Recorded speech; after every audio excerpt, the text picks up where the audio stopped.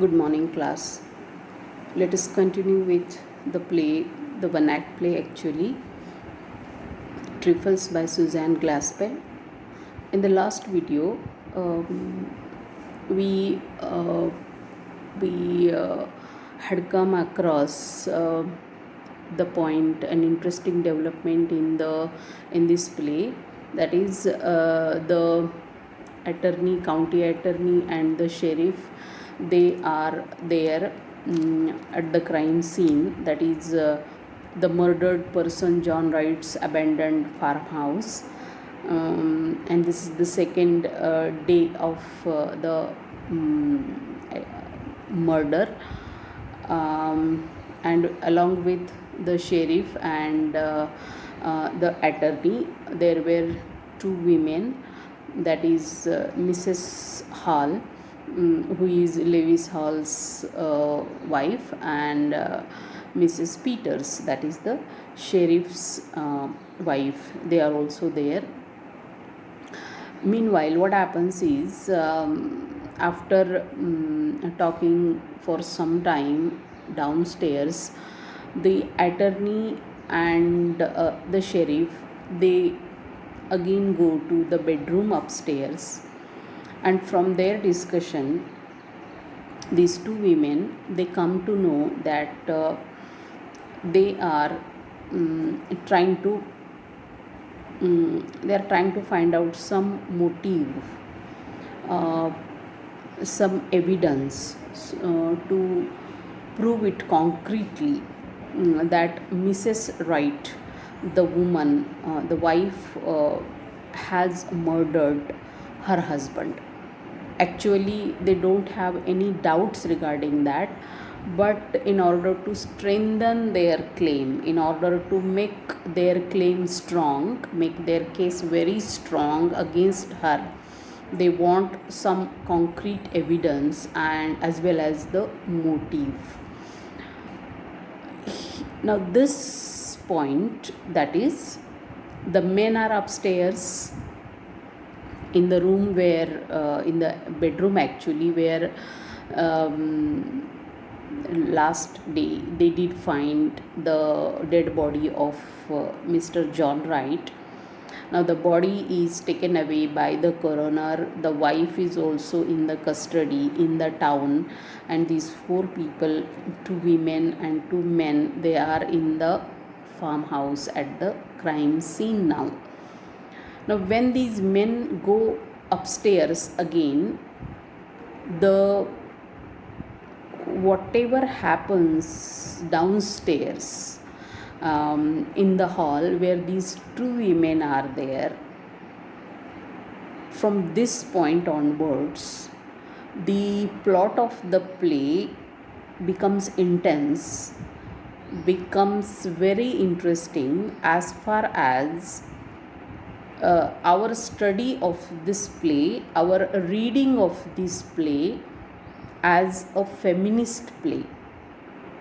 What happens is, there are some very, you may think that there are some very general things, discussion going on in between these two women. That is, they look at the towels, they look at the bread, unmade bread or half made bread in the oven, or they look at her fruits which are not yet preserved, which are in a decaying condition, and they are looking for some of her clothes, because Mrs. Wright had asked them to bring some of her clothes, apron, these things for her in the jail, because she is in the jail now under the charge of killing her husband. Now these women, they talk about the fruits, the bad condition of the fruits, the bread, and the towels which are dirty. The men also, before going upstairs, they comment upon, how comment upon the working style of Mrs. Wright. That is, she, according to them, she's not a tidy woman, she's not a careful woman, a homemaker or a wife, because the house is in a bad condition according to them. So a woman's caliber, a woman's status, a, her value is determined by the way she keeps her house. In case her house is in order, her house is neat and tidy, all the things are in their proper places, the food is good, the fruits are in good condition, etc. And so these women, they talk about this. And curious thing is that the two women, Mrs. Hall and Mrs. Peters, they are talking sympathetically about Mrs. Wright, about the woman. When the men, they make some comment against her, these women, they are trying to defend her. After this, what happens is, they find, after talking about bread and fruit and her clothes, collecting some of her clothes, they go to a cupboard, and there they find that there is a quilt which is in the process of making. Quilt is the warm bed cover, and that is made by putting some pieces together. So she, before this happened, before this terrible incident happens, it seems that Mrs. Wright was busy in piecing a quilt. What is piecing a quilt? Making a quilt by putting pieces of clothes together, sewing them, joining them, making patches, making some patterns and all that. And this is the art of women. So this is homemaking. So we have seen from a woman's point of view. This is a normal woman who takes care of her home. She was trying to preserve the fruit, she was making bread, also she was busy in making the quilt. And this is unfinished quilt. They also get a sewing box where she has put all the things necessary for piecing or for making that quilt. And when Mrs. Hall and Mrs. Peters, they look at that quilt, and they are discussing whether she was making knots, or in a different style she was making a quilt. And the attorney, he at this moment, the attorney seems to come there, and he listens to this comment, and he says, he laughs at them, and his laugh is sarcastic. He says to the sheriff, he says, look at the women, they talk about trifles. So here we got the title of the play, that is Trifles. The man, actually there are two men, and they think that they are busy in investigating a murder, trying to find out a motive, trying to find out the evidences. And women, they are talking about unimportant things like bread and fruits and quilt and towels there, and whether she was making it this style or that style, etc. And all these, and their comment upon this discussion that is going on between these two women is trifles. So they say that women talk about trifles. Now this is an insulting treatment, insulting remark upon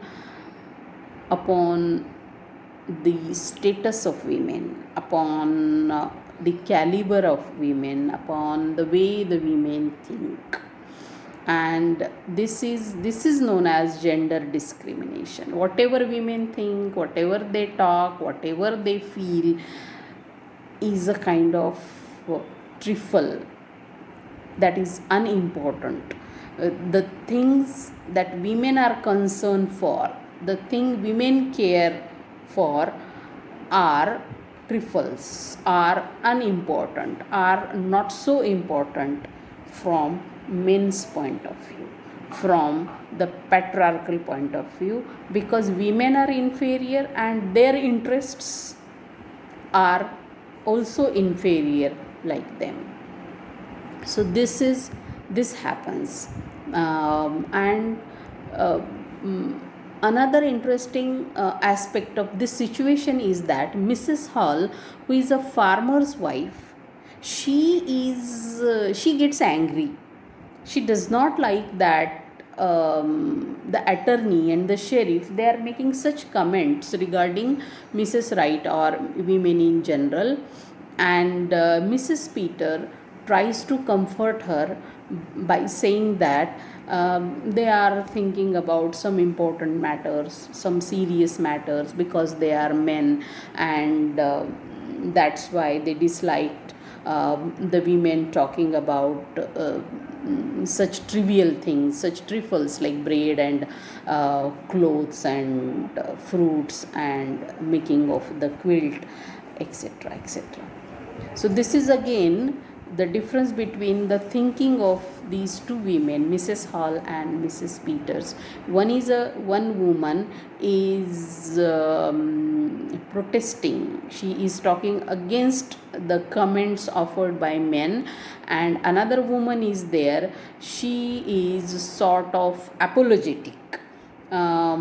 She feels that they are wrong. That is, Mrs. Peters thinks that yes, men are right and women are wrong, because they are really talking about some unimportant things. So in this part of this our discussion of the play trifles, we have reached an important point. Actually, we are heading towards the climax of the play. What is the point that I would like to emphasize here in front of you is that these two women are trying, two men, that is, the one is county attorney Henderson and another one is the sheriff, that is Mr. Peters. They are searching the house, they are searching the crime scene for evidence against the woman, and as well as a motive, because in order to prove a person guilty, in order to prove that the person has committed the crime, it is very much important, necessary for the law to find out the motive behind the crime. So here they are talking about finding out the evidence as well as the motive. On the other hand, what the women are doing here, they are talking about the household things. They are talking about, because this is a woman's world, and it is important for them, and women and men, they are laughing at them. They are making satirical, sarcastic comments against women, that this is how women talk about unimportant thing, they talk about the trifles. Okay, so this is an important situation, this is an important turn in the play, and the here what we have, an important prop, we have an important thing in front of us, that is the quilt. She was making before this thing happened, that is the murder of her husband and her taking away her, going to the jail for that murder. She was busy, that is Mrs. Wright was busy in making a quilt.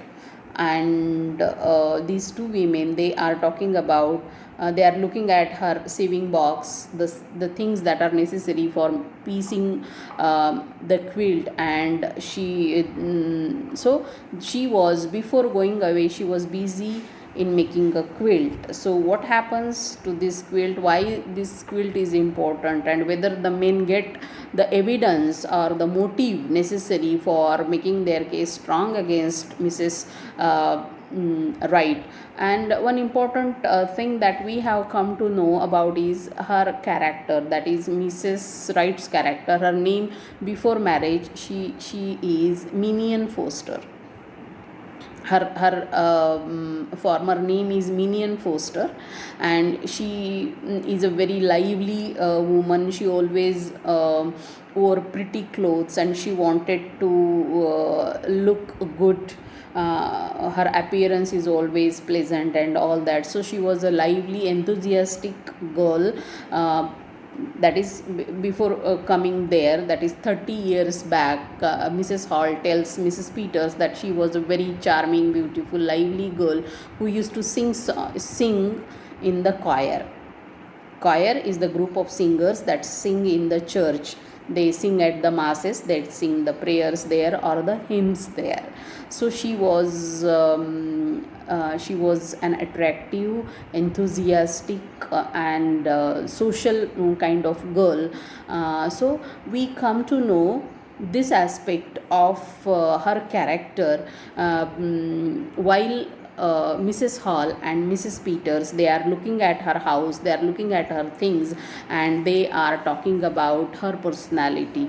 And exactly opposite to this, exactly contrasting, is the discussion between the two men. They are talking against this woman. They are trying to find out the faults in the woman's character, and the way she kept her house and all that. And opposite picture emerges from the discussion going on between Mrs. Hall and Mrs. Peters. I will stop here and continue tomorrow. Thank you.